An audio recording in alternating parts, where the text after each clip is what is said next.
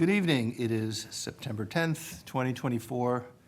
The time is 6 p.m. I'm calling to order this meeting of the Select Board. This meeting is being held in person and remotely as an alternate means of public access pursuant to Chapter 2 of the Acts of 2023 and all other applicable laws, temporarily amending certain provisions of the open meeting law.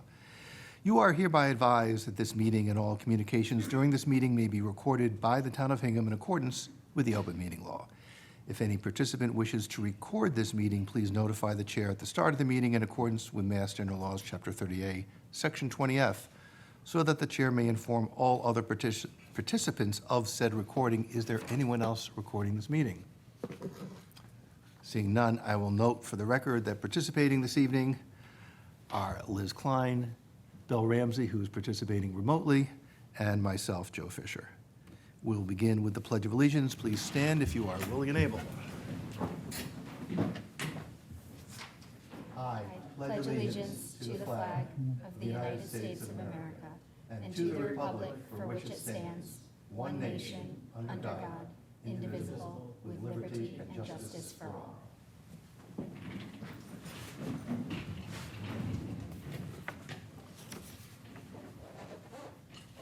Next on the agenda is approval of minutes. We have the minutes for August 29th, 2024. Bill, are you ready? I'm ready. And Liz? Yes. Okay, I'll accept a motion. I'll make a I'll motion. make a motion to approve the minutes dated August 29th, 2024. Second. Roll call vote. Bill? Aye. Liz? Aye. And I am an aye as well. Moving on, we are going to revise a vote that we did at our last meeting, where we previously also authorized the Historical Commission to make a filing with the CPC. And this evening, we're going to revise that vote to authorize the Hingham Historical Commission and/or the Hingham Conservation Commission to submit a preliminary Community Preservation Committee application for the Tranquility Grove project at the Burns Memorial Conservation Area. I am willing to accept that motion. I will make a motion to authorize the Historical Commission and/or Conservation Commission to submit a preliminary Community Preservation Committee, CPC, application for the Tranquility Grove project at the Burns Memorial Conservation Area. Second. Roll call vote. Bill? Aye. Liz? Aye. And I am an aye as well. Moving on, we have a National POW MIA Recognition Day proclamation, the day being September 20th, 2024. Is Keith here? He is online. You're online? Yes, sir. So if you don't mind, if you could explain this, and we would appreciate your contribution here. Sure. Annually, the town of Hingham has been holding a POW MIA recognition light. It's a candlelight vigil that we hold down at Hingham Harbor at Whitney Wharf. It begins approximately at 7 p.m. and it's in conjunction with a national day of recognition. We happen to do a vigil. Many other cities and towns do different things, flag raisings, etc. The president also produces a proclamation. We are honored to have in attendance down at our memorial our missing in action family. The Orlandos annually attend this event. We're helped by the Hingham High School Veterans Appreciation Club, who holds signs and banners, and they pass out the glow sticks. So there's no need to bring your own candle. In fact, we dissuade you not to, as we have had an incident in the past with open flame. So let's just leave it at that. But we find that the glow sticks work well. They're also in conjunction with the military, because we use those quite often when we're doing exercises. So we would also, Keith, I was just going to add, because I've attended this, and it's not limited to Hingham residents. We have. Oh, absolutely not. Right. Yeah. Yeah, it's open to the public. We would, in the interest of saving space, persuade people to park over near the Iron Horse in the main parking lot for the bathing beach and walk over across the footbridge. That's probably the easiest way to get to Whitney Wharf. There is a very small parking lot there, but we use that mostly for the people that I know that are coming, that are handicapped or need special assistance. So again, I would urge you to park at the Hingham Bathing area, the main area. And that's at 7 PM on September 20th. Correct. It begins at 7 PM. There's a very brief ceremony, introduction, and then we pass out the sticks. We pop them open. It's mostly for It's mostly to be visible, to ask why, and to remember, so we don't forget. There are currently 3 members from Hingham that we have listed as missing in action or POWs at the time. Of course, we remember our first one, which was William Stanton, who was a Hingham native who was lost at sea during the Spanish-American War. So his listed as missing in action. We have from the Korean War, Wallace Ritter. He was a corporal in the Army. Sorry about that. And, of course, Christopher Orlando, who we lost is the most recently during the global war on terrorism in 2016. So as I said, that family, that Gold Star family is usually there in attendance, and we want to promote that there is still, those members that are classified as missing in action. So we'd like to raise awareness, and we're hoping that the select board could also produce a proclamation for that day as well. So we do not have a proclamation, I believe, for that, but we certainly have time. Yep, we could put Would that. move forward. Bill, did you want to add any comments? No, I've attended the ceremony for many years now, and it's a wonderful tribute to our POW MIA, our residents, and a lot of the family members go, as Keith noted, and it's a beautiful spot. It's a great night. So I'd encourage as many residents to go as possible. All right, thank you. Liz? Yes, thank you, Keith, for all your work on this ceremony. It's certainly an important recognition day for the community, and appreciate everyone that helps with this event, including the students at Hingham High. It's important for them to learn, and Keith, you're an integral part of that, so thank you. So yes, I hope residents will take advantage of this and come and gather as a community on this important event. Thank you. And just to mention, we've done this in all types of weather. Hopefully it's a great night like we have similar to tonight, but you're not required to be there for the full 60 minutes either. If you can only stop by on your way home from work and stand out there for 5-10 minutes, I mean, it's just nice to do. As Bill said, it's a community event, and it's just a way for everybody to get together, show support, especially for that family that we still have here. Okay. Keith, I'd like to move on to the Veteran Suicide Awareness and Remembrance Day, which is September 22nd. Would you like to do an introduction? Because we do have a proclamation for this.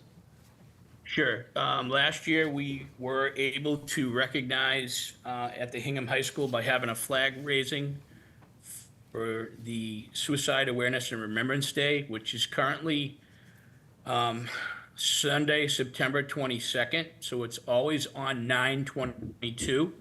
The reason being that date was picked was for the 22, it's on average 22 military veterans take their own lives in this country every day.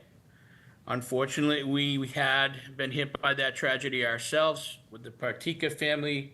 Sergeant Matthew P. Partika, United States Marine Corps, tragically took his own life on July 3rd. And on 2022, we have his family. They came to this last year. I'm hoping they'll be here this year as well.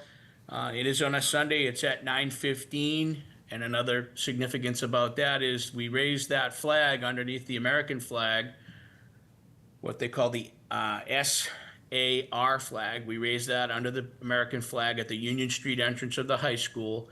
And then 7 minutes later at 9:22, we have 22 seconds of silence. During that time, it's time that we would then say his name out loud And then from our community and across the nation, other communities are doing the similar things with those that have been hit with that tragedy as well. So it's kind of also a national remembrance. We're looking to get it passed up at our state house so that our governor can sign that bill into law dedicating this very special and important day. And we are also working behind the scenes with the U.S. Congress to officially recognize the flag and the date as well. So a lot of bills pending.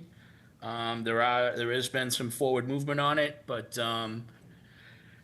right now it's just the grassroots trying to get the word out that this happens again to over 22 members every single day in this country, and that's a national tragedy. So it's a very simple thing for us to do to remember, and we're very gracious that the high school allows us to fly that flag that day. Yes. Bill, anything you wanted to add?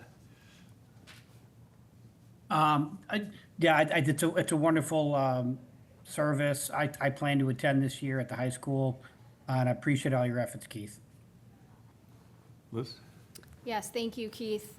You have been a fierce advocate for this and the SAR Flag and Awareness Day, and we certainly appreciate it. The Partika family is here with us in the room. Certainly, this is an important day for our community to remember Matthew and try to help share the burden that you carry, and reinforce our commitment as a community to helping to solve this problem. So encourage people to come out on September 22nd. And again, thank you, Keith, for all you're doing. Yeah, thank you. I mean, part of what's going on is not only remembrance, but bringing out of the dark so that people are free to speak. Because part of the issue is not being willing and not being able to voice both the sadness as well as the awareness. So, Keith, thank you for everything you're doing. And we do have, well, before I do this, are there any members sitting here who would like to add comments?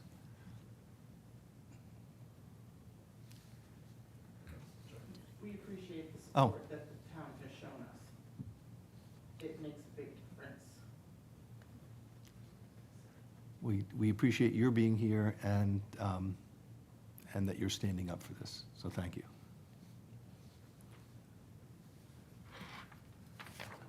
I am prepared to accept a motion. I make a motion to proclaim Sunday, September 22nd, 2024 as Veteran Suicide Awareness and Remembrance Day in the town of Hingham. Second. Roll call vote. Bill? Aye. Liz? Aye. And I am an aye as well. And we will, after this meeting, sign the proclamation. Thank you, Mr. Chairman, members of the board and the administration. And I just, Mr. Fisher, just to chime in on what you said about bringing that out of the darkness. Today, as we know, was National Suicide Awareness Day, and the employees in the town of Hingham gathered outside at the Veterans Monument, and we were able to take a photo of those employees who were wearing blue in support of that initiative as well. And I think one of the key phrases I've learned along the way, and hopefully people hear this tonight that are listening in, it's okay not to be okay. So if you're not feeling well, it's okay. Let somebody know. Get out of the darkness, like you said, and bring it into the light so that someone can help you, some professional, some friend, and you always have the chance or opportunity just to simply dial 988. Yes, and that is the national number to call anywhere in the country.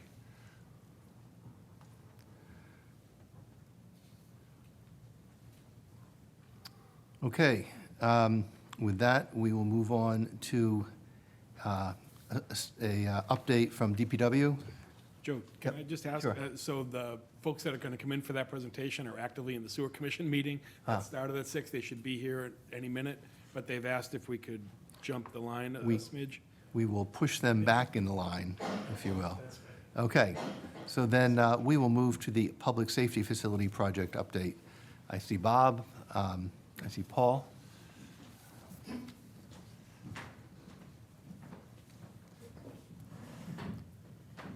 Good to see you, Bob. If you can just introduce yourself and we'll proceed. Okay, Bob Garrity, I am the chair of the building committee for the Public Safety Facility Building, and I'm here to provide our quarterly report to the Select Board. I thought I'd give a couple of, kind of an overview of where we're at, and then Paul Callis, the OPM, is on line, and he's got a very short slideshow to go through a couple of items on the status of construction. So.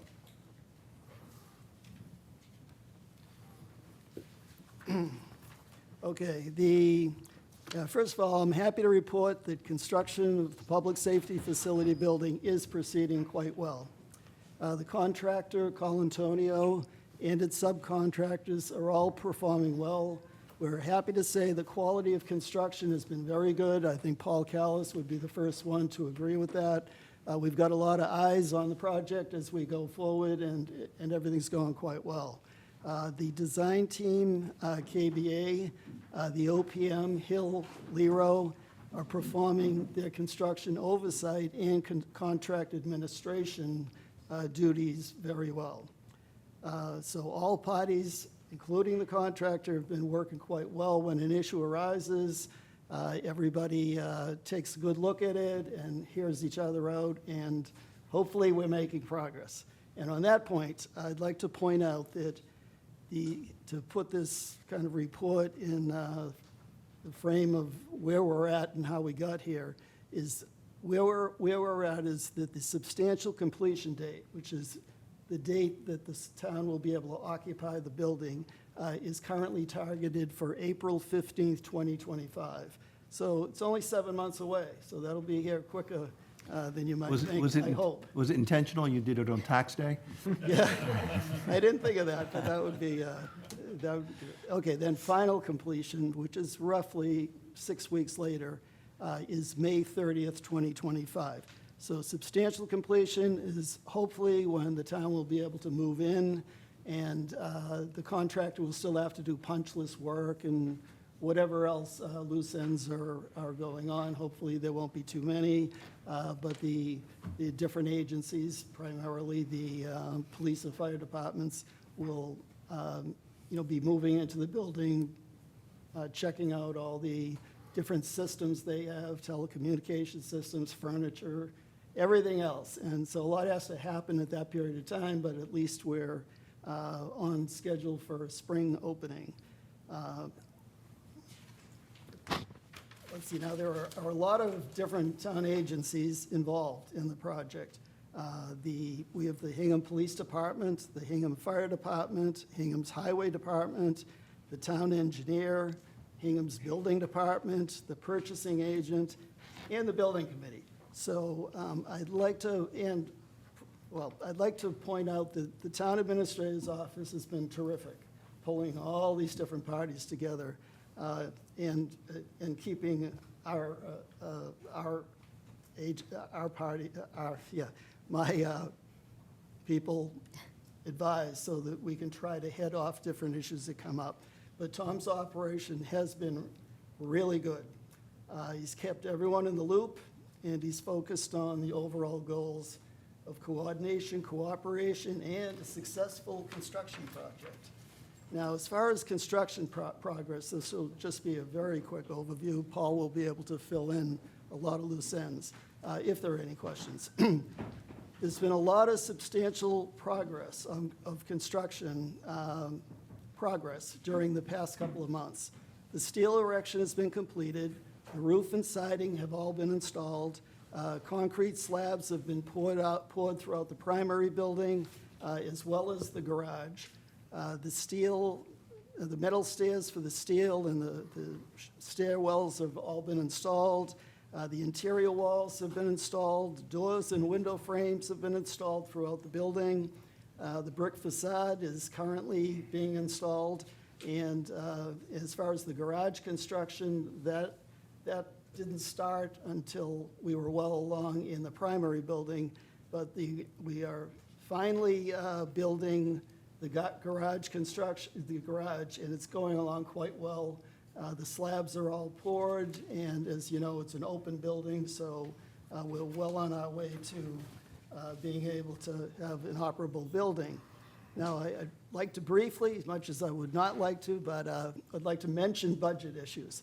Now, since the opening of construction bids, in the award of the construction contract, we've been working with a very tight budget. About a month ago, I'm happy to say that Congressman Lynch visited the site, and he confirmed that our project is still in the running for the receipt of a significant grant, significant federal grant. He should know because he's a key person in allocating these types of grants throughout the country. So if we get the federal grant money, it would alleviate all our budgeting issues to date, and it would permit the town to replenish the amounts that I'll say we've borrowed from several line items in the current budget, particularly in the area of furnishings and equipment.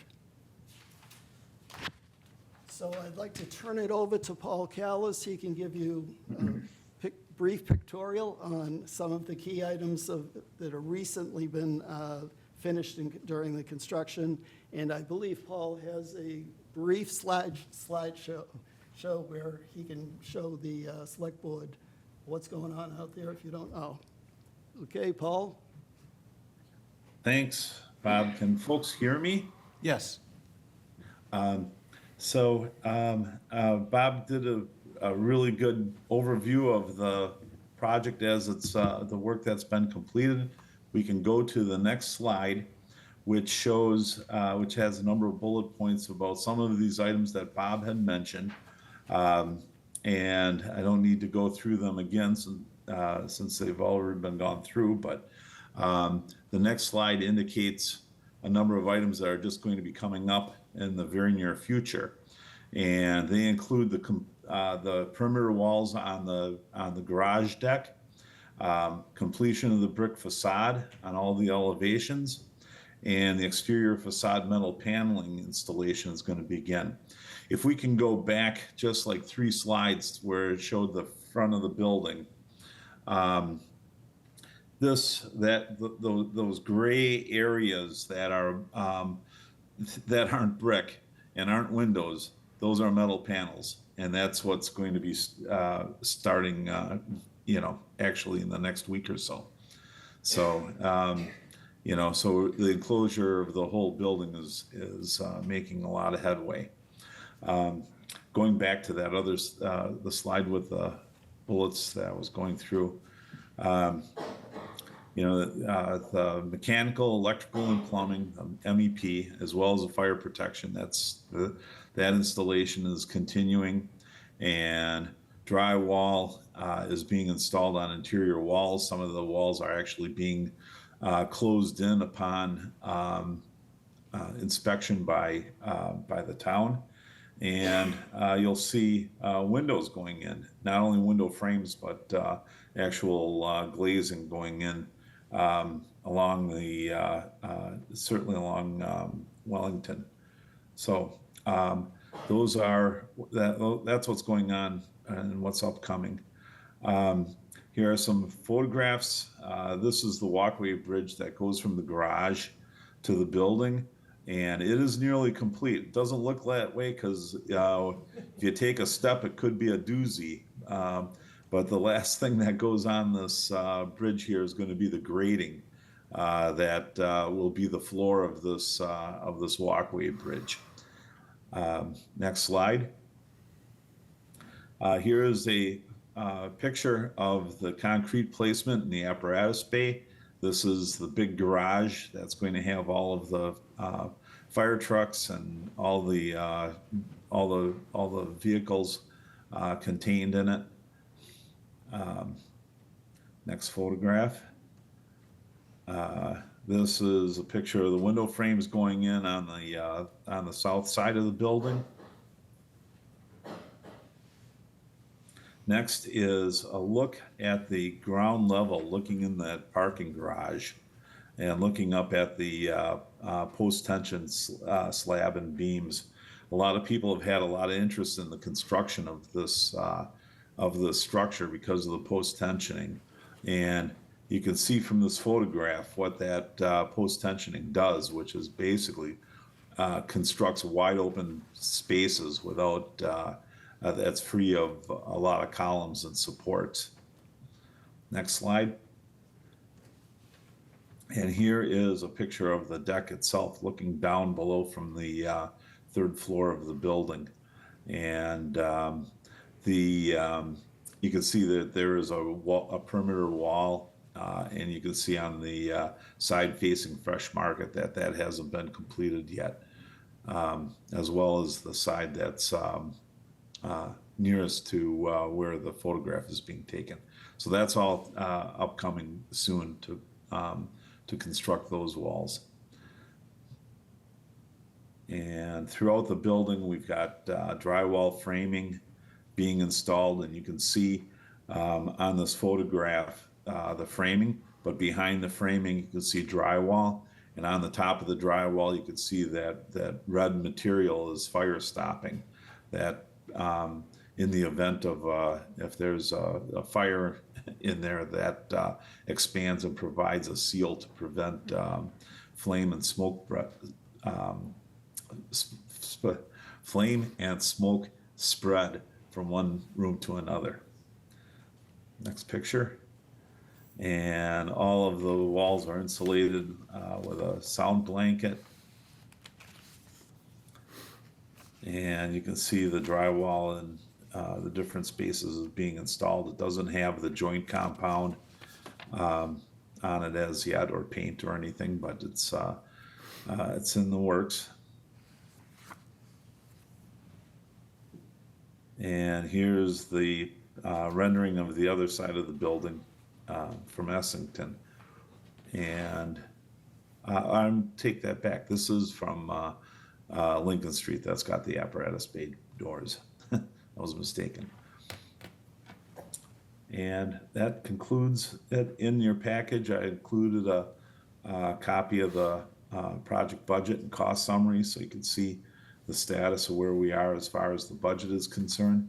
As you know, we're challenged with having to cover the bid overage and some soil issues, but now things seem to be on an even keel, and hopefully Congressman Lynch will help us cover those costs for the furnishings and so forth, and so we'll be entirely on budget again.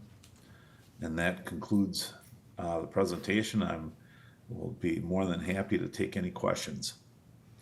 Great. So thank you, Paul. Thank you, Bob. I just want to add to your report, you neglected, I think, to thank yourself, because you've put in a tremendous amount of work.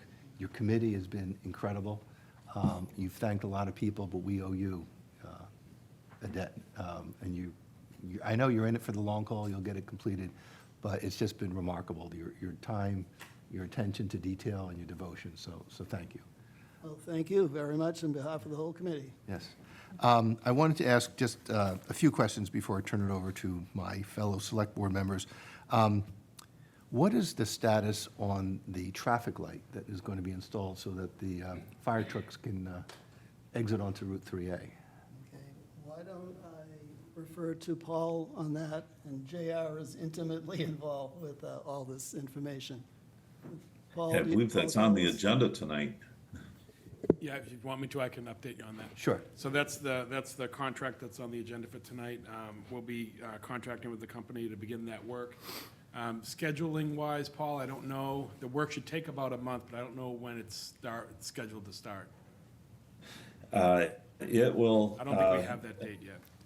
And Yeah, that's really I the don't question I'm believe- asking, because we talked about a substantial completion date, but is the light likely to be completed by then so that? Oh, yes. Okay, Yeah, yeah, yeah. that's okay. been- That's, I just wanted to understand how that fit in. Before we get close to. You got it, okay.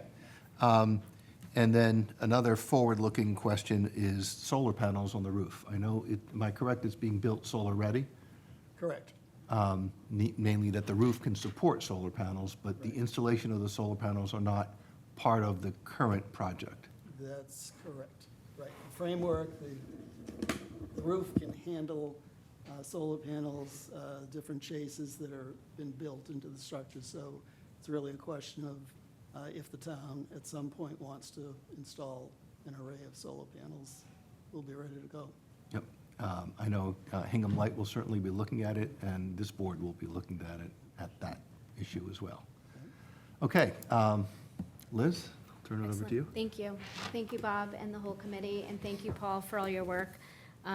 Paul was kind enough to give me a tour a couple of weeks ago, and it looks like a lot of progress has been made since then, so thank you. And it's important, certainly, for the public to see those interior shots and kind of what's going on there, so thank you. In terms of the building inspections, have those been completed? I'm assuming some of them have, since the drywall is up. The answer is yes, they're continuing and they're ongoing. And the inspection department is there weekly, Okay, great. and more than weekly, actually. Good. No, that's great, thank you. And this might be a question for Michelle. Do we have any indication when we will hear about the grant money, or a final kind of word about the federal grants? Yeah, I've been in touch with Rep. Lynch's office. They were hoping to hear a definitive by the end of this week, but they haven't got back to me yet, here being Tuesday, so I talked to them yesterday. Hopeful, I was hopeful over the last 2 weeks, though, so Yeah. they'll get back to us. They've been out of session, they're just now back in session, so she's expecting a little bit more attention from that committee starting now. Okay, excellent. Well, thank you for following up on it, and Yep. certainly we appreciate Congressman's support, and also toward the facility. So that was wonderful that he got to see the project in action, so. No other questions? Mr. Ramsey? Yeah, a couple things. First of all, Paul and Bob, thank you for your update and your brief. Thrilled with the April date for substantial completion. We were targeting a June date, so this is fantastic news that the project moving along at a quicker speed. And I'm thrilled. I mean, I took a tour like Liz did. I did it about a month ago or so, and just the building's really coming together, and things are looking great over there. Bob, I'd ask you, as we get closer to our completion date, to coordinate with Tom so we can try to plan some tours for the public. This is paid for by residents' tax dollars. We want to make sure our residents get in there and see what a beautiful building it is, and they can experience the same view of the building that we have. So when we can do that, I'd like to put that in motion. But things are going great. Really hopeful about the congressional money, and appreciate Congressman Lynch's efforts. Thank you, Bill. Tom, anything else you wanted to add? Nope, I just reiterate Bill's thank you to the congressman and his efforts and his work to get that money. It'll be very welcome when we get it. Yes. And they are working diligently to do so. Great. Any members of the public with comments or questions on this? Hearing none. Bob, thank you. Thank Okay, you. thank you very much. So Thank you. before going back to DPW, I just may want to take up the contract because it fits right in here. So the next item on the agenda is to consider approval of the agreement with I.W. Harding Construction Company for the Transportation Improvement Project on Lincoln Street. Ashley and Kathy, are you? Okay. Kathy? Sorry. Hi, Hi, how are you? good, how are you? Good. So please, walk us through the proposed contract. Sure. This is the awarded contract for the Route 3A traffic signal that we just talked about in front of the new public safety facility. And the funds are Chapter 90 funds. We had several bidders. I.W. Harding was the winner, and the amount is, sorry, $537,982.84, yes. 84, right, 84 cents. So the contract duration is through May 31st, 2025, but that's just, to make sure that everything's buttoned up, not to anticipate it's going to take that long, from what I understand. But it was done under the auspices of a MassDOT pre-qual list. When you use Chapter 90 money and over a certain dollar amount, they ask you to do, you have to use their pre-qualified list for your project. And so we did that. And our bidder was on that contract, on that list. So we're ready to award the contract. Great. And have they done similar types of projects in the past? Tom? Yeah, I could take I that. don't They remember have, doing, but, They have, we've not worked with them in the past, but like she said, they were on the pre-qual list and they were the low bidder. Yep. And so I do know, as you said, the contract has a term, a due date, if you will, of May 31st, but I assume that there will be a work schedule that will have the work done in advance of that date. Is that correct? yes, I believe that's the case. I don't know the exact schedule. That really lies with sort of DPW and the overseeing engineer from Vanessa. But we often, put an extra cushion on the end in case there's, punch list or some other thing Sure. that needs to, give it some time at the end. But I don't believe that's not any indication that it's going to take that long. Great, because given the substantial completion date coming up, we don't want to let the date slide for this. Great. Exactly. Okay. Bill, any questions? Thank you. I have no questions. Thank you. Liz? I don't have any questions specific to the contract, just wondering who manages this work and coordinates it with the building committee? So that'll be Vanessa Engineering, the VAI. We brought them on to monitor the project and make sure that everything is pre-planned and ready to go when the project starts. There's going to be some traffic impacts. It's a heavily traveled road, Route 3A. So all of that will be coordinated through MassDOT with the police department and according to the state guidelines and done in a way to try to minimize the impact to the public. Okay. And is that coordinated with the Hingham Police Department? Yes. Or who, so we would be providing those details? Yes. Okay. The state police could, but the local police departments, I give them preference first. Okay. So we've talked to the chief and they'll do the work. Okay, thank you. Just following up on that, I'm assuming there'll be signage on 3A so people are aware of Oh, yeah. of when and how to In navigate advance this. and all, Yes. absolutely. Yes, great. And we'll get it on our website, we'll get it out into the world in advance of the impacts. Okay. Any questions from members of the public? Seeing none, I'm prepared to take a motion. I will make a motion to authorize the town administrator to sign the agreement with I.W. Harding Construction Company Incorporated for the transportation improvement project on Lincoln Street in an amount not to exceed $537,982.84. Second. Roll call vote. Bill? Aye. Liz? Aye. And I am an aye as well. It is approved. Thank you. Thank you. Kathy, thank you. Hey. We will now move back to DPW update. Tom, do you want to kick this off, and then we'll turn it over to Ashley while she's getting ready? Yeah, that's the seat that's good. Yeah. I think over there, because we have the electric currents running through the seat there.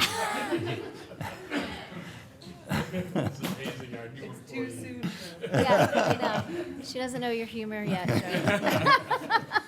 Running up. You see the buzzer here? So Tom, if you just want to, So Ashley comes to us from the school department. We've hired her about 4 months ago, Ashley? Yep. Thereabouts, as the new assistant superintendent of the Department of Public Works.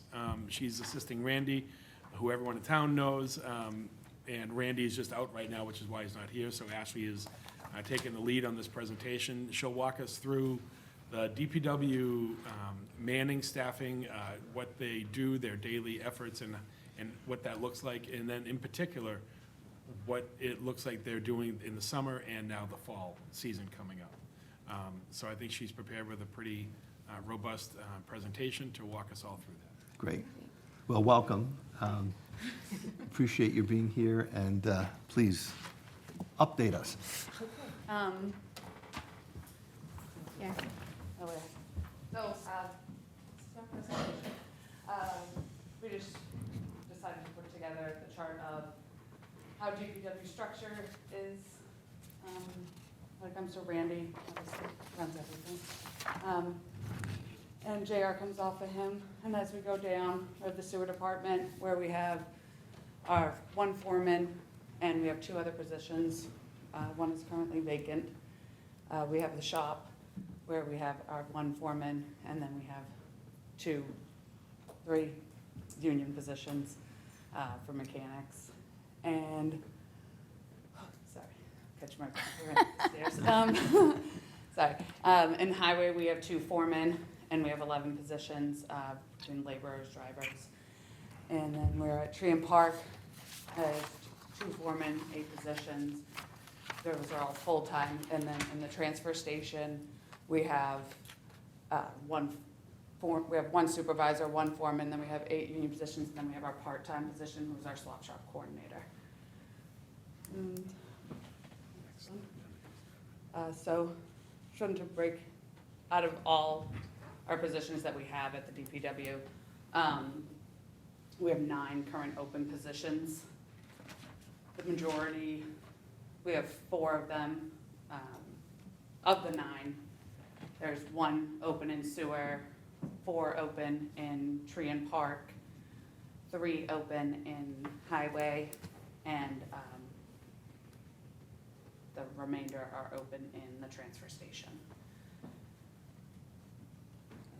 Who's clicking? I was like, I'm not sure. So this is just an update of, JR helped me with putting these slides together for his division of all the things that he's worked on this year, both this spring and going into the fall, what the plans are with all the work going down Wampatuck, coming all the way through Planters Field, all the work coming up to connect to the new Foster School, and all of those improvements, and then the work for the 3A improvement projects. They do all the permitting for the harbor, the resiliency, and all of those. All the public safety building. Sure. All of those sorts of things. For the highway department, so Nick is our highway supervisor, then we have John Buttman is our foreman. We have a vacant foreman position there. 8 of the operators, 3 are open. Their responsibilities are maintaining all of our roads, all of the sidewalks around the entire town. Any type of like roadway vegetation, it's their job of clearing those. They're also in charge for their department alone. They have 3 rather large sized parks. And then I have, on this one, so I made a list of, those are their roads that they focus on a lot more. There are heavier trafficker ones to really make sure that the visibility is there, because they're all about the line of sight and things like that for everyone turning out onto these busy streets. So that's one of their major responsibilities. During the summer, they've done a lot of, so one of the big parts that they have to do on top of all the vegetation on the sides of the roads is they do all the trash around town for, they do town hall, the bathing beach, the parks, not all the parks, their main parks, and they have all downtown, all of that, that's all their trash, and with summer being the busiest time, they do that 3 times a week. And then we're able to dial it back to twice a week in the fall, which is good to frees them up for some other kind of projects. They do all the line painting throughout town, which we did a lot this summer, which was great, and they were able to actually help out with the school department to get a lot of line painting done that they needed to make it safer for the kids and everything like that over there. They replaced a bunch of drainage pipes. We did 40 feet on Bonnie Briar, 30 feet on King Phillips, which was a big project, but they had to like go underneath fences and stuff connecting drain lines. It was a really good learning opportunity for me. I loved like going out there and being able to see all of it. And it's really interesting like learning how all of our drainage and the outfalls. We have over 10,000 catch basins in this town. And they're in charge of making sure those are all clear, the tops, and popping them up. And we have a catch basin truck that has this crazy clamshell that goes down and pulls all the stuff out to keep those clean, so then we keep all that fresh. So that's a lot of what they got done over the summer this year. And then moving over to Tree and Park. So we have Mike Carlson is our supervisor, and we have John and Walter are our foreman, and then we have 5 between their aerial bucket operators and heavy equipment operators, and 1 part-time laborer, which is Bob. He's older, he's worked with us for 35 years. He's great, he does a lot of checking line of sights and things like that, and he picks up stuff around, and we still have 2 empty vacant positions in there. So they're in charge, they have 124 different areas that are just like their main areas, so we have a list, I have the mark thing too, of like kind of our high priorities, which are like mostly athletic fields, especially this time of year. So that's just like kind of a sum up of the majority of their work scope. Tough parts are obviously the summer and crazy amount of rain we got this year. But they do a lot of focusing on the athletic fields and those things to help keep up with rec because of all their camp programs and then all the sports also happening around town. So they've been working their butts off trying to stay ahead of that game, which is definitely a task in itself.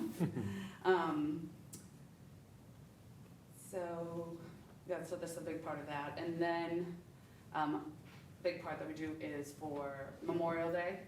We plant over 480 geraniums around town at the memorials, out in front here, everything like that. Those get planted all over. Then they're actually getting ready to get the mums and remulching done for Veterans Day.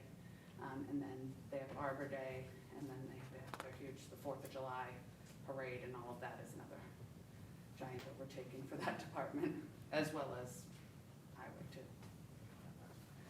So those are big parts. Out at the transfer station, we have Kevin. He's our supervisor, and James is our foreman over there. And we have 5 heavy equipment operators and our part-time swap shop. So they're responsible for all of the trash, recycling, reuse, everything in this town, and they definitely earn their keep around here. During this, so we did a huge project down at the transfer station where we had to dig out and redo all the drive lines. You know, the transfer station that go between the dumpsters where everyone goes and dumps their trash and the construction trash. Those actually had to be completely dug out and repaved, re-dirted, and compacted and everything like that. So that was a huge project. We also have a big project of updating the swap shop area, which has been my new favorite place that I've been working on since I started, and just kind of making that, helping them to be able to get through that. Big part that they do up at the transfer station, and like that's I threw in the top picture up there, I thought it was really cool, is all of the brush and weeds and all that stuff that everyone drops off in their landscaping and it gets piled up. They actually bring in this machine, and it's called a grinder, and it's just a giant spinning and to make all the mulch for them to go, and then they move it over and they turn it and stuff to get it ready. Then you guys have it to use for your yards and everything. You come and grab it at the transfer station. We did a lot of cleanup around the swells, and we had a big DEP inspection at the transfer station this year to make sure that everything's good. We did great. We just cleaned up a lot of the vegetation and the overgrowth that was happening around it. And we had highway, tree and park, and transfer station workers actually were there for like 2 weeks doing all of that cleanup to really cut everything a lot further back so then we didn't get the encroachment that we were getting before. And then sewer department, so Steve Dempsey is our sewer supervisor. Dan Dempsey, no relation, is our foreman. And then we have Aft is our one mechanic that we have on staff, and then we have another open position. So they're responsible for all of the sewer in this town, which is a lot. I actually didn't realize it until I was like going through this, but we have over 15,000 just manholes in this town that they have to continuously keep on an inspection. So they're doing that, plus it's 33 miles of gravity main and 3.8 miles of pressure force mains that they're all responsible for. For the summer, they've been doing the bidding for the Bear Cove project, which is replacing the whole line going from 3A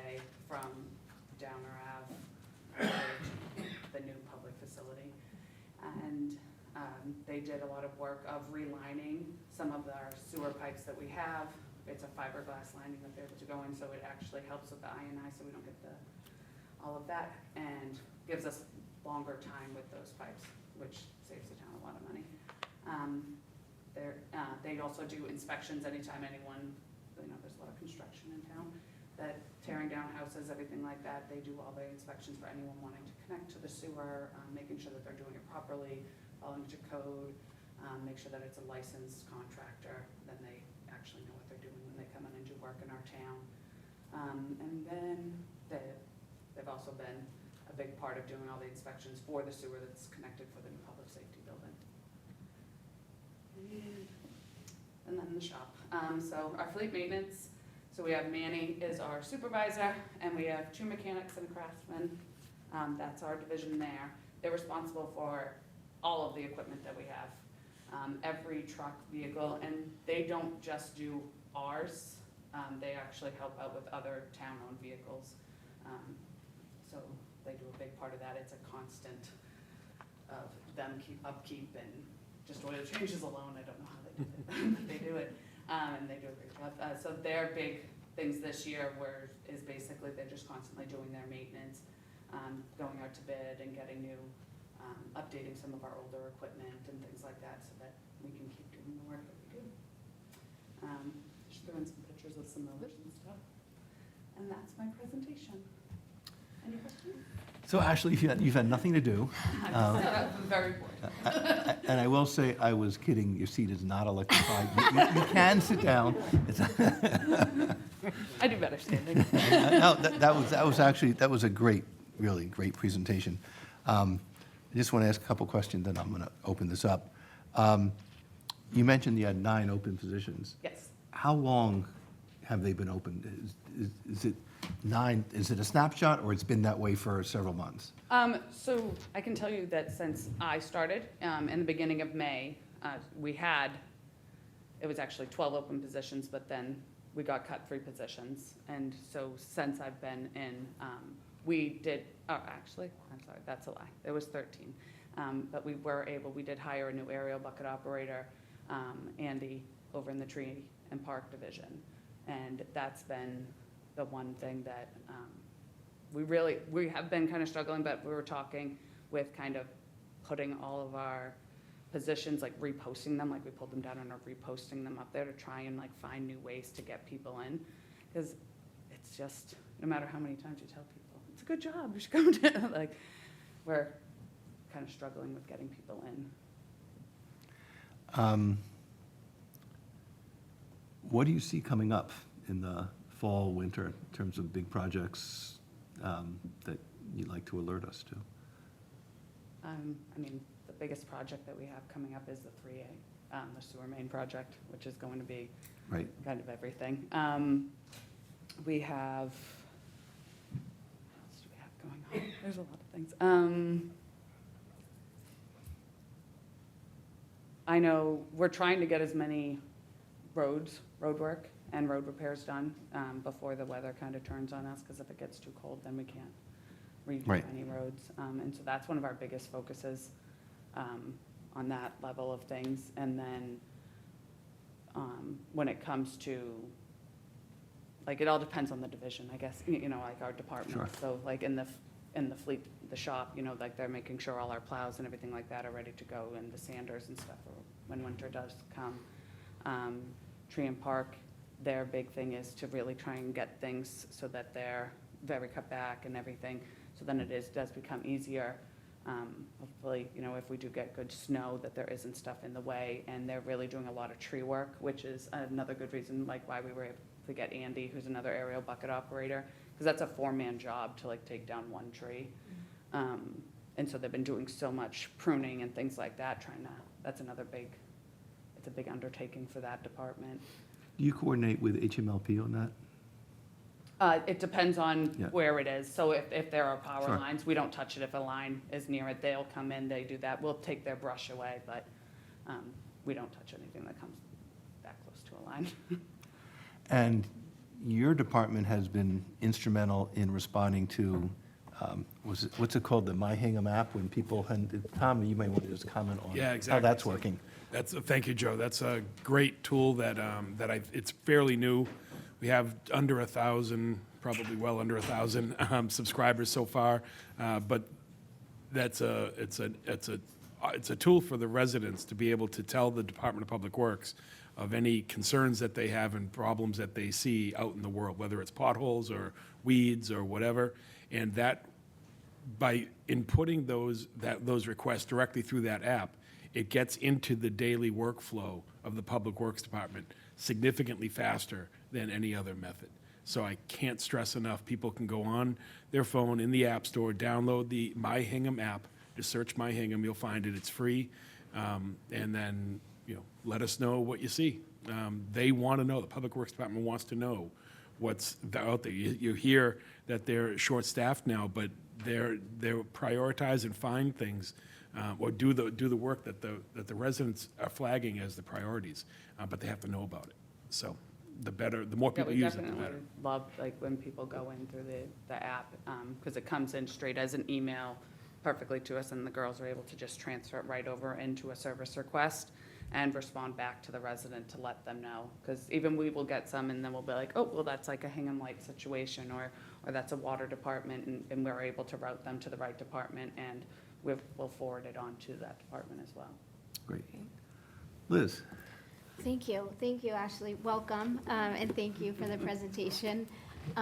It's quite impressive, all that's going on. And I know people see what's on their own street and their own neighborhood, so it's nice to have a big holistic view of the whole town.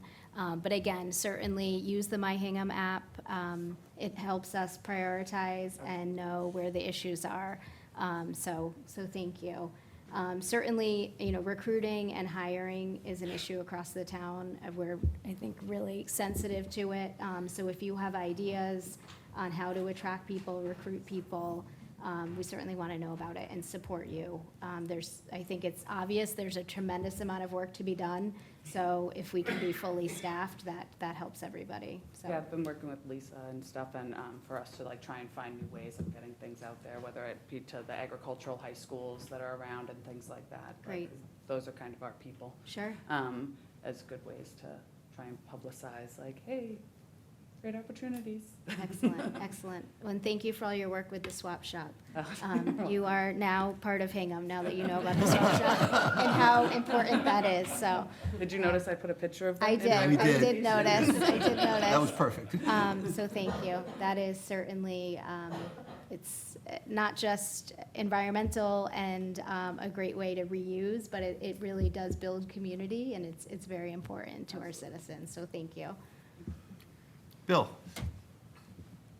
Yeah, Ashley, thanks for the presentation. As Liz said, really appreciate all your efforts on the swap shop. You've done great work there in improving the actual shop and the services offered through the shops to residents. Obviously, I know that we need to try to help you out more with filling those vacancies, and I think we need to talk about that as a board and talk more with Tom about how we can make that happen. But I know that DPW does so much for our town and community. Is there anything else you need from us as a board in terms of budget or resources? I mean, I think right now, we're really just kind of adjusting and trying to find ways to get things done. I mean, I'd never say no to having more money in our budget for us to be able to do more things. I'd never turn that down. But we're just trying to, prioritize things as much as possible. And yeah, I'm not really sure. I don't really know other ways to say it. Great. Yeah. I know that over the last couple of years, we've definitely tried to make some efforts with filling some of the capital needs of the department. So hopefully those will help going forward. But thanks for all you're doing. Appreciate you and Randy. Thank you. So I know you know that there's the Route 3A task force and that they've been working with the state and designing the shared use path and really having more extensive and open space available along the whole Route 3A corridor, which will necessitate maintenance on DPW's part. Have you been looking at that in terms of what you might need in terms of either manpower or budget? I can honestly tell you I have not looked at that yet. Okay, It's 'cause it's definitely, it's on my radar, but it has not, I haven't had a chance to fully look. That is an area that is a priority for the town, and I just want to make sure that it doesn't hit you as a surprise as the Absolutely, yeah. requests come in. And we'll make sure that it's included in terms of budget requests so that it can be properly serviced. Absolutely. Great. Thank you. Any members of the public, comments or questions? And I see a hand raised by JR. Good evening, J.R. Fry, Town Engineer. And I just wanted to follow up on that last question, Joe, to let you know that we have requested from the landscape architect on the Route 3A project an estimate of annual maintenance requirements for the corridor. So they'll provide an estimate of what they would anticipate for mowing, what they would anticipate for trimming back, what they would anticipate for all of the different elements, including being able to maintain the center circle within the roundabout, which will also be ours to maintain. Right. No, I mean, I know you've had, and the task force has had several discussions about what it's going to look like and how it's going to enhance the town. I just want to make sure that we support it. So, yeah, thank you. Yep. Any other comments or questions? Where is Marco? There he is. Good to see you. Hey, Joe. Marco Bohr, 33 Elm Street. Let me see if I can turn on my camera. Maybe I can't. Anyway. It's a great photo of you. We're good. Ashley, thank you. I'm chair of the Harbor Development Committee, and I would love to find a way to work closer with DPW to make our harbor front look more loved. We get a lot of comments from the general public about the weeds that are along the narrow walkway of 3A. They tend to get, 2-3 feet tall during the course of the summer. Trimming back vegetation is a big issue, and probably at the top of the list, and this precedes your time, is treating the geese and the goose poop that is all over the bathing beach. The Bathing Beach trustees and the Harbor Development Committee just installed or had installed a $5,000 new commercial shower for which DPW put in the bricks, and it's beautiful, except it is loaded with goose poop. And it is just utterly disgusting when little kids come out of the water, want to rinse their feet to go to the bathroom in the bathing beach house. And we really need to do something about it. I know, many of the managers are aware of the issue. I think one of the things that probably fell through the cracks along the way is that years ago we were spraying the grass with a treatment. It was an oil that tasted terrible to the geese, and it would get them to move away. That budget to do the treatments was apparently moved out of the Bathing Beach trustees into DPW, since DPW Tree and Parks maintains the grass. Anyway, I don't think that budget has been used to do the treatment this year, as the geese poop is just overflowing. And so, okay, we're at the end of the season now, but it'd be really nice if we could put together a plan, early next year to find a way to allow our residents and their kids to really use that without worrying about getting sick. It's actually funny that you brought up the lovely geese at the bathing beach. So we have been doing that treatment, and we've done it twice this season already. And then we are also looking into other options to try and get the geese away from the beach, whether it is some dogs that can come and they kind of scare them away, and then they get used to like these dogs being there, and so they don't want to come back, is a big thing that we're doing. I have personally sent my DPW guys down to the showers to wash them multiple times because residents, they do call. And so I have actually told them, I'm like, hey, you guys want to just keep that on a regular thing every time, when you're doing the trash down there, check the showers, the shower spot, and try and get some of that out of there. And so they've been keeping a brush, like a broom, a wire broom brush in their truck and stuff like that to be able to clean that off, so that it isn't so gross for everyone trying to rinse their sandy feet off and then stepping in that. But yeah, if you want to email me and reach out, I'm all about talking about the other topics that you talked about too. But I'm working on the geese, I promise. We need to check with the Bathing Beach trustees, but I think that treatment is something that needs to go down about every 2 weeks during the course of the summer. So the company that we contract with, I know that they have been out. I don't know the exact dates. I'd have to go back and look that up. But I know that he has been out because I have paid the bill. Well, thank you for that. But we need to find something that makes sure that, it solves the problem. Yes, So- absolutely. That's why we're looking into other options to try and work. Because I feel like maybe the bitter taste isn't as repelling to them as it used to be, maybe. They're getting a refined palate. I guess so. All right. Well, thank you, Ashley. And I do recognize you're shorthanded, so it's not that. One last comment from me.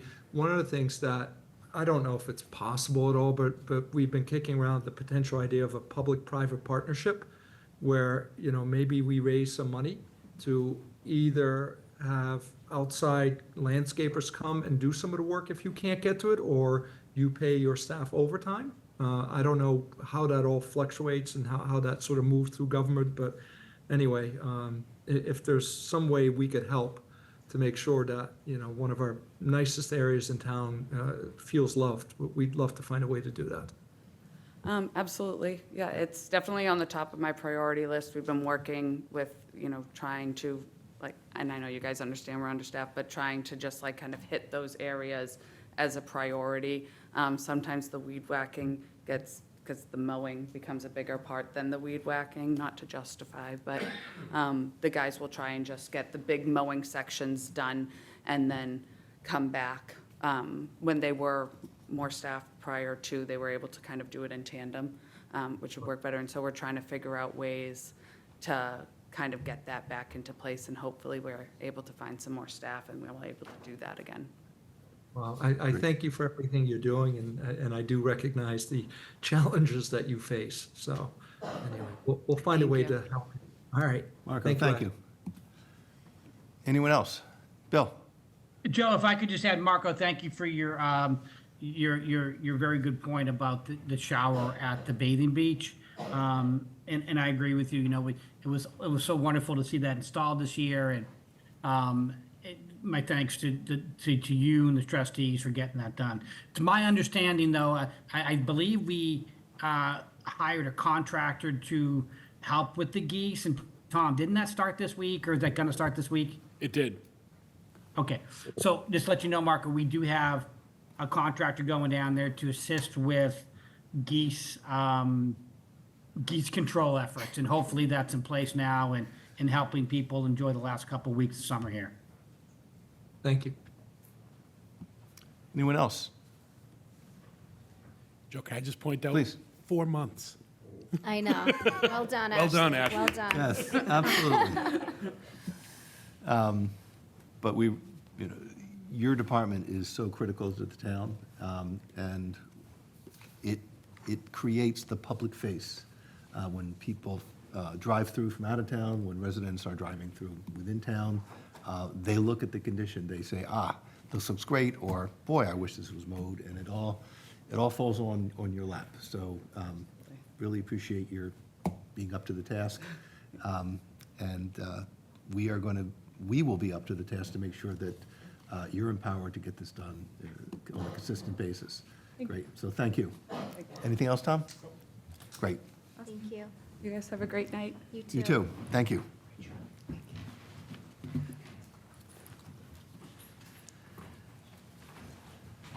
Next item on the agenda.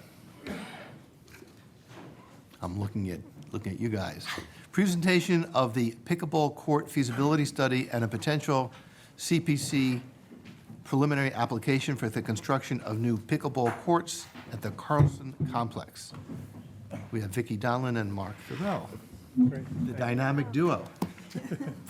Thank you for having us here tonight. Next slide, please. All right, so where are we with the pickleball in Hingham? A quick summary of the progress. The 2020 athletic field and court study concluded that Hingham had the need to create dedicated pickleball courts. At the April 2023 town meeting, the town approved $55,000 for the Rec Commission to spearhead a pickleball study along with a preliminary design for those courts. The Rec Commission would like to apply for a grant from CPC in order to partially fund the construction of 12 new pickleball courts at the Carlson Field Complex. We are seeking the Select Board's approval to apply for a CPC grant. Currently, the town has no dedicated pickleball courts. Two locations exist where residents can play pickleball: the Cronin Field tennis courts and the Plymouth River tennis courts. Both locations have pickleball overlaid onto the tennis courts. A main goal of this study is to construct new or convert existing courts into dedicated pickleball courts with recommended and desired amenities. Next slide, please. The town of Hingham selected the CHA Sports Group for a pickleball location study as the town's consultant for the site assessment, location consideration, conceptual planning, design, estimating, and preparing a summary report for the study. 7 initial slides. Oh, I think we're one ahead. If we could go back one. Yep. 7 initial sites were selected by CHA and the town to investigate the possibility of installing new pickleball courts. The 7 sites were Cronin, PRS, Hingham High School, Town Driving Range, Margetts Field, Carlson Complex 1, and Carlson Complex 2. Next slide. So looking at Cronin Field, the pros to Cronin was that it was a great central location and the size of the site offered more than enough room. The cons to Cronin was that there is not a sufficient parking, lack of accessibility, and it is only 100 feet from the nearest neighbor. Next, please. The pros to Plymouth River Courts was its accessibility, existing parking, and there is a good sub-base already in place. The cons to PRS are the abutters sit only 200 feet away. Next, looking at Hingham High School, the pros would be location, accessibility, and support facilities. The big con to Hingham High School location is that the court's access to the general public could be limited when school is in session and with after-school sports. The parking lots are completely full with school traffic from 7 a.m. to 3 p.m. Monday through Friday. Next, looking at the driving range, the pros would be location, accessibility, and easy construction access. The cons to the driving range is insufficient parking and the nearest resident is only 200 feet away. And you'd also lose the driving range. And you lose that recreational amenity. Right. Yep. Next, looking at Margetts Field. The pros to Margetts Field is no noise concerns and easy construction access. The cons is that really is no clear area to construct new courts without impacting the existing fields, which are heavily used by Hingham Youth Lacrosse. There is also poor drainage and there are no support facilities. Next, looking at Carlson Complex 1, kind of next to the skateboard park there. The pros to Carlson Complex 1 is good location, accessibility, there are support facilities, and perhaps most importantly, the nearest resident is 700 feet away. I'm sorry, Carlson Complex 1 is the Tracers Building site. Next slide is looking at Carlson Complex 2. The pros is the size of the lot, accessibility, construction access would not be difficult, and the nearest neighbor is 400 feet away. The cons to Carlson Complex 2 is that a parking lot would need to be built and drainage may need to be improved at this site. Next slide. Following the development of the concept plans and further review of the sites, it was decided that Carlson Complex 1, the Traces Building location, and Carlson Complex 2 were the best proposed locations for new pickleball courts. This is an overview of Carlson Complex 2. You can see the 12 courts, new parking lot, and enhanced driveway. Next, please. Here's an overall site plan of Carlson Complex 1. There's enough room for a new parking lot and 12 new dedicated pickleball courts. Carlson Complex 1 and 2 are the only sites where development of new pickleball courts would not take away from an existing recreational activity. There are also two of the only sites where the installation of the courts would meet the recommended distance from the closest neighbors. CHA recommends both sites at Carlson Complex. The Rec Commission believes that the best site is where the Traces building is. The main reason why we feel this is the optimal location is because the nearest neighbor is 700 feet away. In looking at the final two slides, slides 13 and 14, kind of provides a budget summary. At the end of the day, whether we're at Carlson Complex 1 or Carlson Complex 2, the total project cost is between $1.5 and $1.6 million. So again, to summarize here tonight, to seek permission to the board to apply for preliminary application for the community preservation, to seek funds to go towards the construction of pickleball courts. Vicki, anything you wanted to add?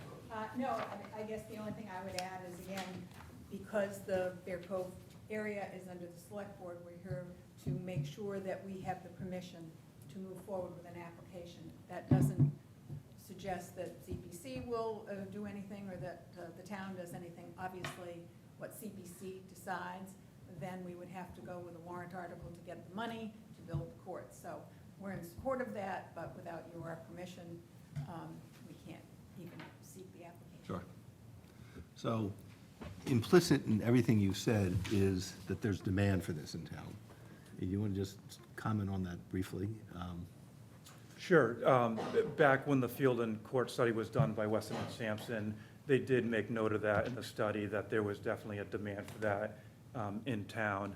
The Rec Commission has seen it as, at one of their meetings, we had over 40 pickleball residents come to the meeting and really express their concern with the lack of dedicated pickleball courts, and really wanted the Rec Commission to spearhead looking into trying to get that project done. And if I can just add, Hingham is still a tennis town, so the Rec Commission feels strongly that, tennis and pickleball have been sharing courts for quite a while. And we certainly, part of what this plan came out and study said is to take away tennis courts in favor of pickleball just didn't seem to make sense. Tennis is not going anywhere. Hingham is a big tennis town, and we want to make sure that tennis people see that the Rec Commission supports their efforts as well as pickleballers. So, Sure. And the reason for going after 12 courts is the space is there, gives us the opportunity to have competitive pickleball. It's just a wonderful opportunity if we can get permission to go forward. You mentioned at each location a concern about proximity to the closest neighbors. I assume that's because of noise.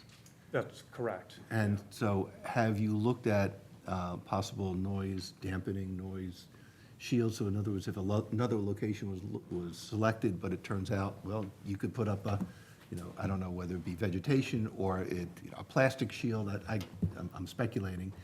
Was that looked at in terms of a way of making other sites work to dampen the noise effects with neighbors? I think that was considered. I think the concern is that the residents sat so close to the courts that some of those mitigation efforts, the neighbors were just still too close. It would certainly help with the noise, but it wouldn't alleviate it to the point where we would need it to be. So we were still concerned about how close the neighbors sat. Sure.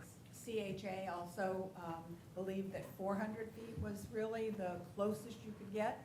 So the other site at Carlson that we're looking at is 400 from Conservatory Park. So the other site being over 700 is certainly one that would be difficult to have people get too concerned with. It's well beyond the noise concerns. When different sites were looked at, was there an assessment of the environmental conditions, like whether there was contaminated soil or other cleanup that needed to be done in order to make the pickleball courts a reality? CJ scope did not include environmental analysis at the sites. It was just a rough overview of the sites. It did not include that. Sure, and I suspect that would be one of the things that CPC would look at when, in fact, they did a review. Okay, Liz? Excellent. Well, thank you for all the work. I know this has been a long time coming, so appreciate all of the efforts. And it sounds like there are more questions to be answered, and I'm sure that will be flushed out through the CPC project or process. So I certainly am in support of submitting the preliminary application. I think this is a great way to keep it moving.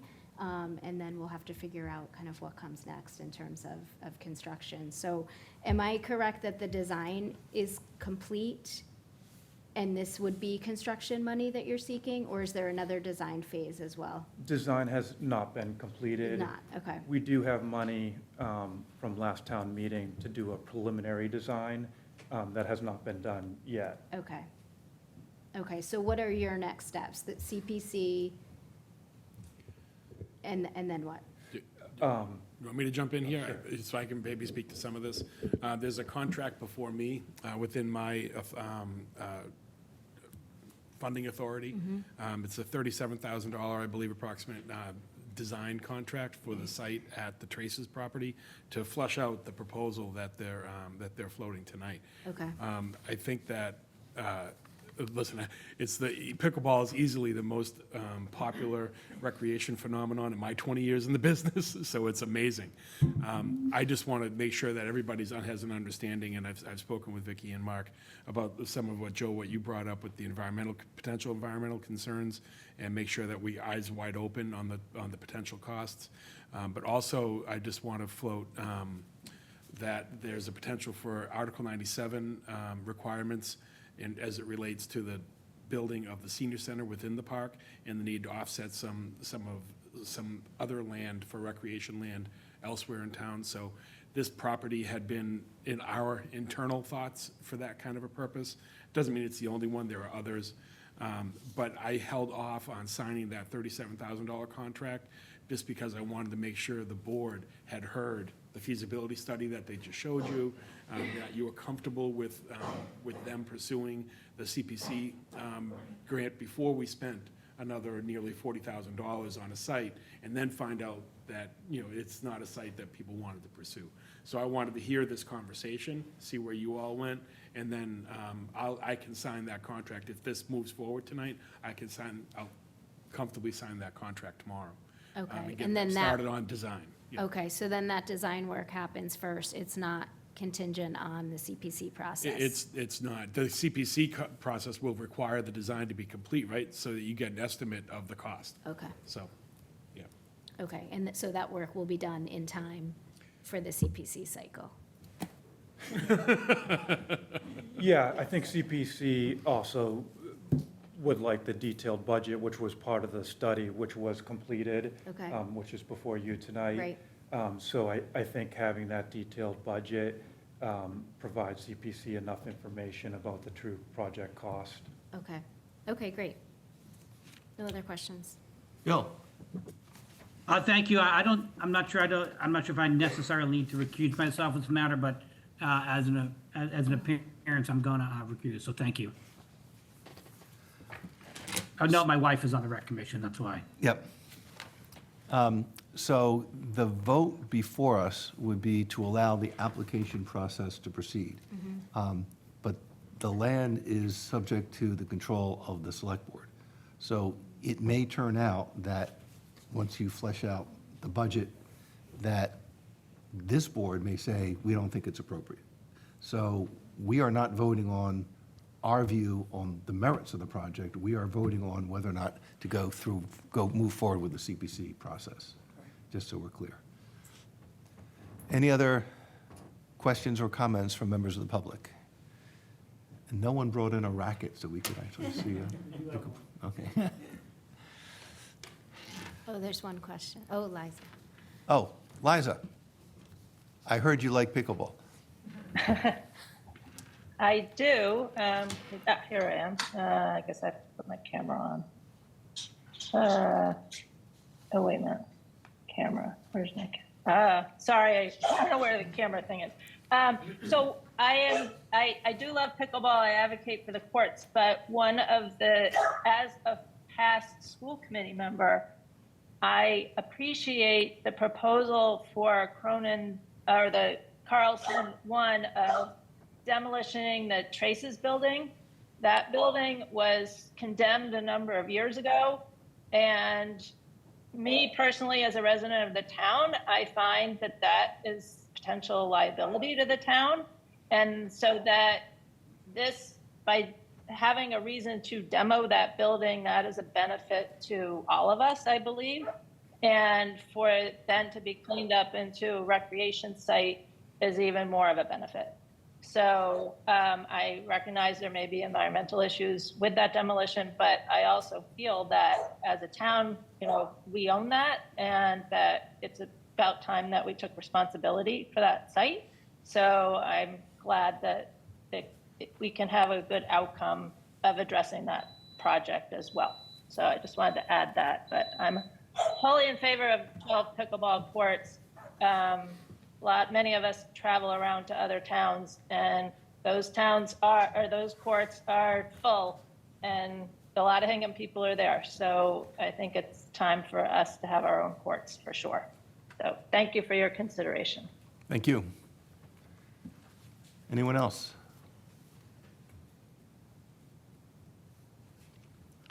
Okay, so we should discuss among ourselves about moving forward with this. I'm in favor of moving forward with the CPC application process. I am as Yeah. well. I have no Yep. concerns moving forward with the preliminary application. So I am prepared to take a motion recognizing that Bill Ramsey will be recusing himself. I will make a motion to authorize the Recreation Commission to submit a preliminary Community Preservation Committee CPC application for the construction of pickleball courts at the Carson Field Complex. I will second that. A roll call vote. Liz? Aye. I'm an aye as well, and Bill, you are recused. Yeah, I'll abstain. Thank you. Thank you. Thank you. you. Appreciate I it. really appreciate you Thank being you. here.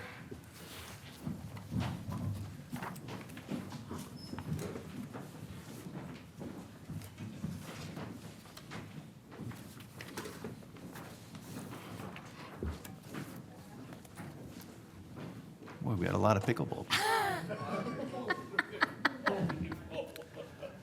Next on our agenda is to consider the request from Verizon to install and maintain a relocated pole at 55 Downer Ave to replace an existing pole along the frontage of the same address as required to facilitate the construction of the new Foster Elementary School. JR, you want to take this? Or? As part of the Foster Elementary School project, we needed to have Verizon, who have care, custody, and control of the utility poles within that stretch of right-of-way. We needed to have them relocate one of their poles, and they agreed to do that. This grant of location provides that authorization from the select board that will enable them to relocate their pole so that it's out of the driveway, basically, of the new Foster School once it's designed, or once it's built. Yes. Alex, your hand is raised. Yes, I'm here representing Verizon about this matter. Good evening, members of the select board. My name is Alexander, last name Marrero, M-A-R-R-E-R-O. I'm an employee of Pike, PIKE, Telecom and Renewables LLC, authorized contractor for Verizon of New England Incorporated. They have asked that I speak on their behalf about the petition in front of you this evening. Verizon is petitioning to relocate one existing pole, number 15, located on Donner Avenue. And for that pole to be relocated approximately 15 feet in a southwesterly direction along Donner Avenue, be placed at a point in front of the intersection of Donner Avenue and Planters Field Lane. The pole to be replaced will be a like-for-like. Existing pole is a 45-foot Class 2. The new pole will be a 45 Class 2. And we're also petitioning to lay and maintain aerial cables on that new pole. I can also answer any questions that the board might have about this petition. So I'll ask one question, which is totally off the reservation here. You're going to get improved internet cell service by getting this pole? No, we're just. What can we do to get? relocating- Hot topic in town. I understand this poll is unrelated to that. But I do want to ask, and I don't know, Alex or JR, who I should ask this to, are any abutters or neighbors adversely affected by the movement of this poll? No, there are no butters to the location of this pole other than the school. Yep, that's my understanding. Liz, any questions? Yes, so I know, we have a public hearing and notice to abutters is required, but we're saying it was just the school, there are no actual neighbors, correct? Correct. I'm sure there may have been one or two property owners that fall within the buffer area that we would normally look at. Okay. But absolutely nobody is impacted by this. Okay, and it looks like it was noticed, tonight's meeting, correct? Yes, it was. Yes. Yes, okay. And are we clear that we didn't get any comments from neighbors on this? We did not. Okay. Okay. And then it's the Verizon or the contractor's responsibility to notify abutters 48 hours before the work is done? It is Verizon's responsibility, and Verizon did notify all affected abutters about this, Okay. about the petition. And when is the work scheduled to be done, assuming it's approved? If it's approved, it will be as soon as possible. We are on the contract with the public school system in order to relocate the pole, since this is a reimbursable job, so Verizon is being paid for this job. Okay. And JR, are you coordinating with the school department of when it will actually happen? The OPM for the project is coordinating that work to make sure that it's consistent with the contractors, the town's contractors' needs, also the operation at the school, and to make sure that Verizon's crews or their contractor is available at that time. There will be some windows, like we're not going to allow them to be working in the street during drop-off or pickup at the school, for example. Okay. It won't necessarily take very long for them to get the new pole in. Wire transfer will take a little bit longer. Alex can probably speak more to that than I can in terms of the amount of time that it'll take. But the new pole should go in pretty quickly, and beyond that, it's really the transfer of the wires. Okay. Okay, great, thank you. Bill, any questions? Not a question about this. It seems relatively straightforward. But Alex, thank you for being here tonight. And I'm going to follow Joe's lead a little bit here and ask you to let your employer know that our town last spring passed a series of articles making it easier for carriers to improve cell service throughout our community. And I'd ask you to speak to your employer about availing themselves of all of the efforts we're doing to improve cell service for our residents. If you could take that message back to them, it would be greatly appreciated. Thank you. Understood. Any member of the public, comments or questions? I am prepared to take a motion. I would make a motion to approve the request of Verizon New England Incorporated for a grant of location on Downer Avenue as described in this petition, document package dated May 22nd, 2024, and subject to the special provisions of the Department of Public Works as described in this letter dated August 19th, 2024, all of which are incorporated herein. Second. Roll call vote. Bill? Aye. Liz? Aye. And I am an aye as well. Alex, thank you very much for being here. We are- Thank you. Thanks. Have a fine evening. You too. Next on our agenda is to consider the request from National Grid to abandon and replace natural gas main on East Street, Route 228, and Justice Cushing Highway. So, the petition, and I don't know, is Mary there in person? I am. Yes. She is. Oh, She Mary, I'll let you take it stepped away. up to the plate. I would prefer JR stay on. Thank you, JR, for all your help with this. He's involved in so much and does so much. I know. It's like unbelievable.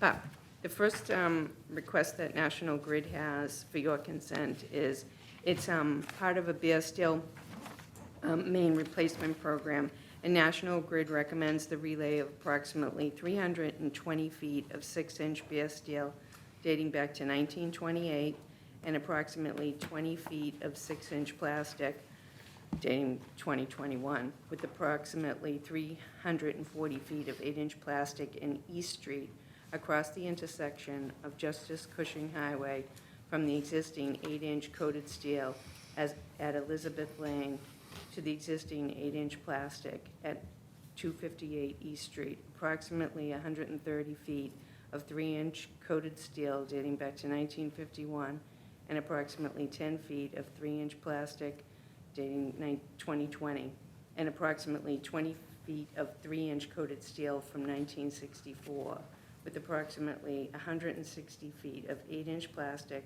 in Justice Cushing Highway from East Street to the existing 6-inch coated steel, 1964, at 129 Justice Cushing Highway. Okay, what impact will this have on vehicular traffic, JR? So this has the potential to have fairly significant impact to vehicular traffic. As I'm sure you're all aware, that's a very busy intersection. It is controlled by the state, so most of the impacts will fall within their purview to control. I would anticipate National Grid will likely have to prepare a traffic management plan, possibly some detour plans to allow for the movement of vehicles around the intersection and around the construction area. Alternatively, they may choose to do this work at night and avoid significant traffic impacts. That is a possibility as well. When they previously did their natural gas main in East Street, they did most of that work at night. And this actually connects two pieces that they have previously repaired or previously replaced. From the Weir River Bridge, which they were not able to put new main over because the geometry and structure of that bridge did not provide sufficient coverage for their utility within that space.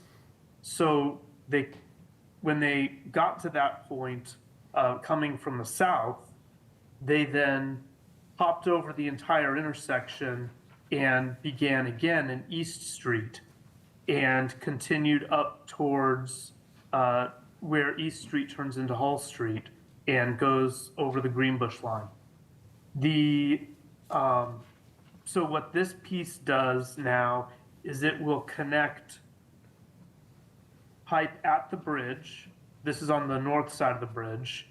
So they're still leaving the section of old pipe in the bridge until we get to a point where we can replace the bridge with something that can handle a new gas main. But it'll go from the end of the bridge and it'll connect into the new main that they've already placed in East Street. We did come closer to the intersection in our repaving after they completed that work. And so there will be a little bit of overlap where I've recommended requiring curb to curb mill and overlay through that stretch. However, a significant portion of their work will be within the state highway layout, and the state will control what they do for restoration. Got it.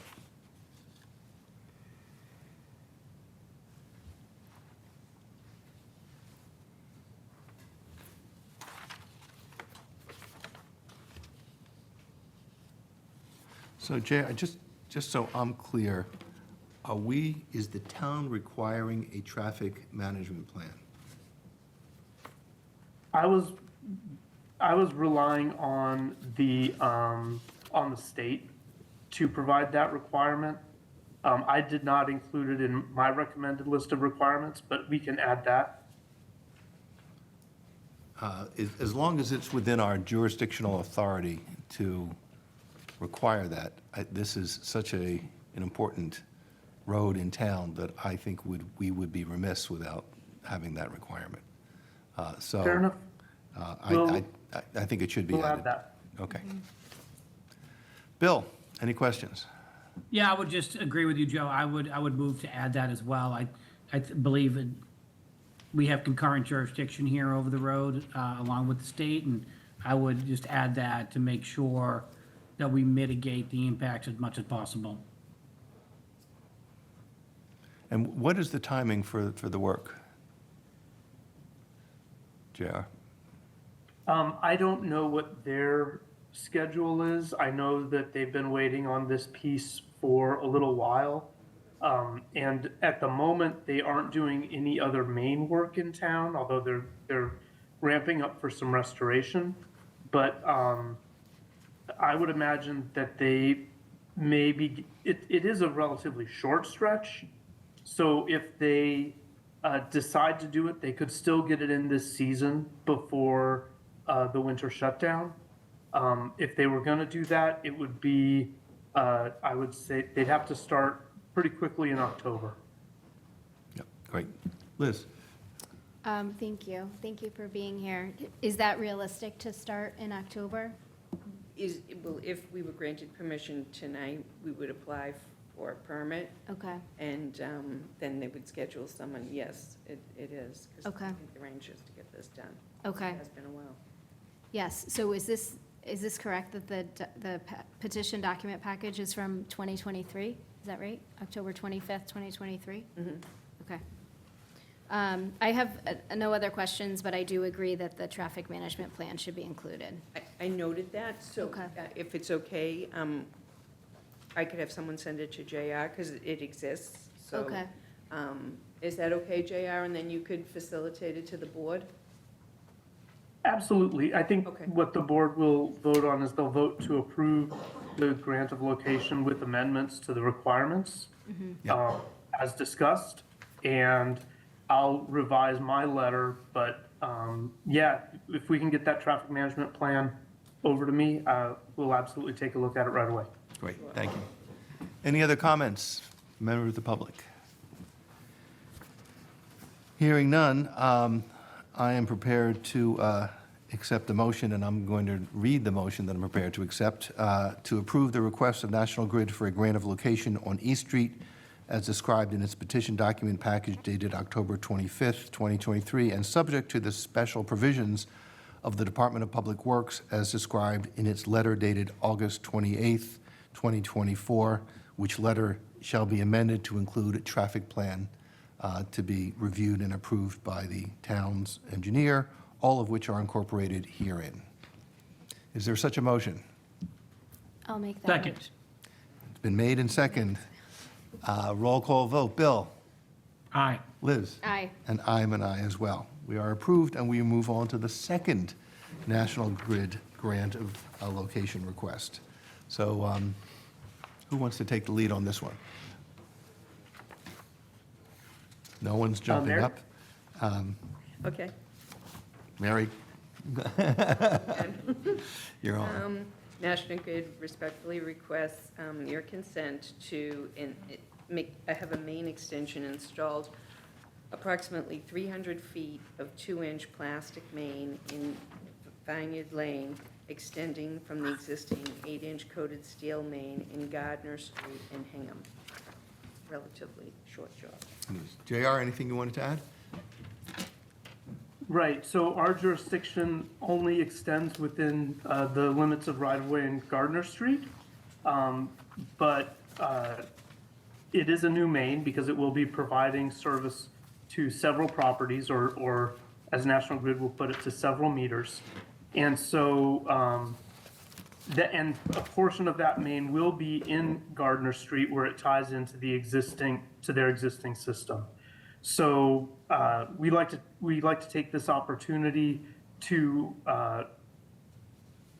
utilize that jurisdiction to make sure that any abutters that may be impacted by the work, as brief as it may be within our right-of-way, have an opportunity to be notified of the work coming, and that they can provide any comments or raise any concerns that they have at this hearing.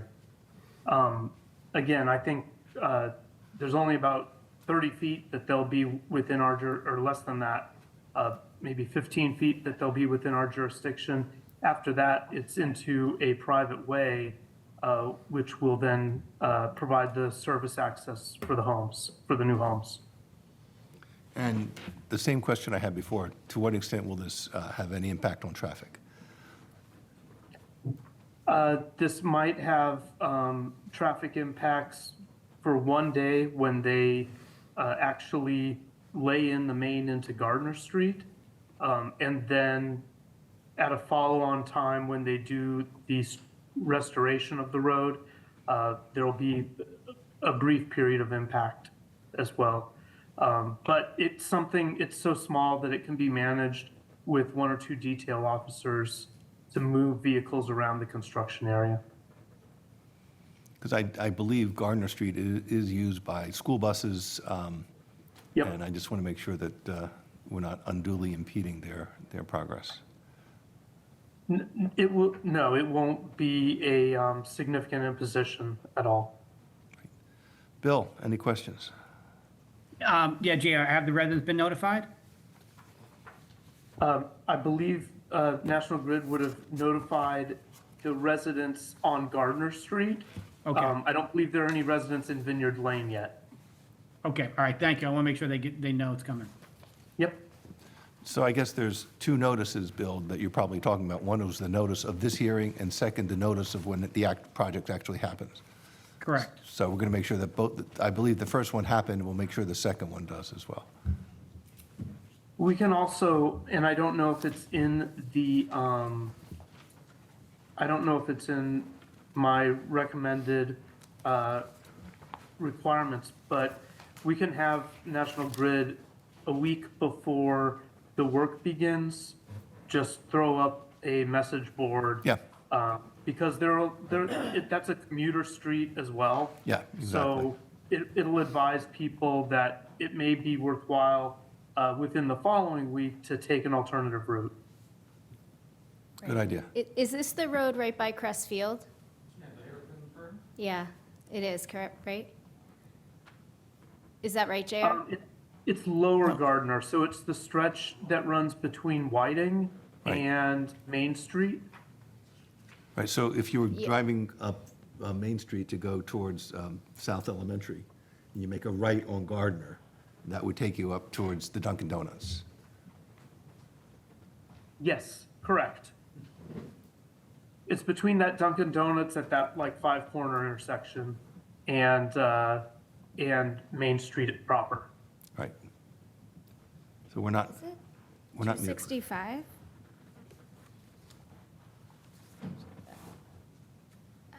I thought this was the new cul-de-sac by Crestfield. You're saying it's the one up Let's look at it. by like Ed Schreier's old house? Do we have a map? Yeah, let's pull it. I believed, I could be wrong. I was thinking it was the one on Lower Gardner. This could be the one on Yeah. Upper Oh, it is? Gardner. So too. I thought Vineyard Lane was Yeah. on Upper Gardner. So I think it's, Oh, is it's it? by Okay. Crestfield, and that's a very dangerous curve. Yeah. Yes. And there's a school, the Old Colony is right there, and that's where they do pick up and drop off, so, And that extension is literally 30 feet past the hairpin. right. Oh, I see. And there's, Okay. and there's fields and a playground, so the road will probably have to be closed, or we'll just need to talk about, it may require more than 1 or 2 police officers. So as before, you'll make sure there's an appropriate traffic management plan. Yep. Yeah, 265 is on the upper end. Yeah, Okay. On the other side. it's my neighborhood, so. Oh, it is easy. We all know that turn very well, and it's difficult on a good day with nothing happening. Yes. Yes. So, okay. Any other questions? Then, any other member of the public comments or questions? Hearing none, I am prepared to accept a motion. I make a motion to approve the request of National Grid for a grant of location on Gardner Street as described in its petition document package dated May 23rd, 2024, and subject to the special provisions of the Department of Public Works as described in its letter dated August 28, 2024, all of which are incorporated herein. Where that letter has been amended to include a traffic management plan. Is there a second? Second. Roll call vote. Bill? Aye. Liz? Aye. And I'm an aye as well. We are approved. Thank you. Great. Thank you, Jared. good. Thank you, Thank you. Mary. Thanks for being here. Thank you so much. Thank you for your time. Thanks, JR. My pleasure. Have a good night. You too. Okay, we now move on to appointments, and I believe we have one appointment to consider this evening. Bill, are you prepared to make a recommendation? I would make a motion to appoint Kate Doyle to the Cultural Council for a 3-year term ending June 30th, 2027. Second. Roll call vote. Bill? Aye. Liz? Aye. And I'm an aye as well. Now we open this up to members of the public to comment on items not on the agenda. Do we have any members of the public? Seeing no comments, we move on to town administrator and select board reports, and I will start with Mr. Arthur Robert. Good evening. Actually, I have a few this evening. I'll do my best to keep it brief. First, I just wanted to build on what Keith German, our Veteran Services Director, pointed out earlier regarding September 10th being Suicide Awareness Day. We did, with the encouragement and support of Liz Miller, our social worker and substance abuse coordinator, put together a photo opportunity to help ourselves in the community, observe the importance of this day. Liz is also playing a key role in organizing an event on the 21st of September, the Out of the Darkness Walk. It's scheduled for Saturday, the 21st. Start time is at 10 with registration at 9, and location is at Bear Cove Park. And there are options for registering online. It's certainly available and searchable through Google and other tools.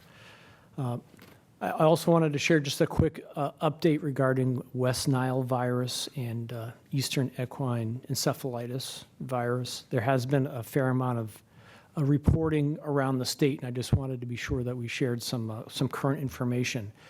Just today, we did learn that the state has identified 3 additional human cases of West Nile virus in the state, bringing it to a total count of 10 statewide. It's important to note that the state has identified several high-risk areas, parts of Suffolk County, parts of Plymouth County to the west and the south of Hingham, as well as parts of Bristol and Barnstable County. But it's important to note that for Hingham has and remains at a moderate risk level. We're not at the same level. And the state has been involved in some spraying activity, and they've been targeting high-risk areas, which is another way of saying they've not been targeting Hingham. There are things that I also want to stress that Hingham's risk level for triple E or Eastern equine encephalitis is low. There are certainly things or steps that members of the community can take to protect themselves, apply insect repellent when outdoors, be aware that mosquito activity is highest in the hours from dusk to dawn, and certainly wearing long sleeve clothing are all reasonable preventive measures. All right, thank you. Michelle? One update tonight. I want to thank Town Clerk Carol Falvey and her team, Jen Donnelly, Laura Donnelly, and Christina Hurley for all their work around the state primary election held last week. Of Hingham's 19,865 registered voters, about 19% came out. So it was a little bit, they expect the turnout to be much higher for the November presidential election. 60% of those votes were done early by mail or early in person, and 40% were done on election day itself. So they're obviously preparing, looking ahead for the November 5th presidential election. Carol has a lot of information on the town clerk website about precincts and all the voter information. She's trying to make sure that everyone who wants to participate in November can. So we'll be putting out a series of communications, as we did before this election ahead of November, just alerting people to key deadlines and things they have to do to make sure that they can vote on that day. So thank you to Carol. Tom? Sure, I also have a couple. I issued 2 one-day licenses, liquor licenses since our last meeting. The first was to the Hingham Civic Theater member karaoke party at the Ames Chapel. That's going to be held on Saturday, September 21st from 7 to 10 p.m. Approximately 50 attendees, and there's not a police detail required. Also, Jay McLaughlin is celebrating a 20-year anniversary at their retail store, and that's going to be held on Thursday, September 26th from 4 to 7 p.m. with about 30 people attending. So again, no detail required. And then 2 other notes. I just want to let the public know that we will be holding a 9/11 ceremony tomorrow morning at approximately 8:30. I think 8:36 is when we'll be planning to ring the bell, which is the time when the first plane hit the first tower on 9/11. So that'll be happening at Central Fire tomorrow morning. And then secondly, I just wanted to shout out to Heidi Gall in our office, formerly in our office, here in the Select Board's office, is now working as our Historic Preservation Director. She's been down there for a few days now, doing a great job. Look forward to working with her as a department head. Great, thank you. Liz? Nothing else to add. Thank you. Bill? Nothing to add this evening, thank you. I have nothing else as well, and I will accept a motion to adjourn. I will make a motion to adjourn. Second. Roll call vote. Liz? Aye. Bill? Aye. I'm an aye as well, and we're in time for the presidential debate that starts in about 5 minutes. We are adjourned. Thank you. Everybody.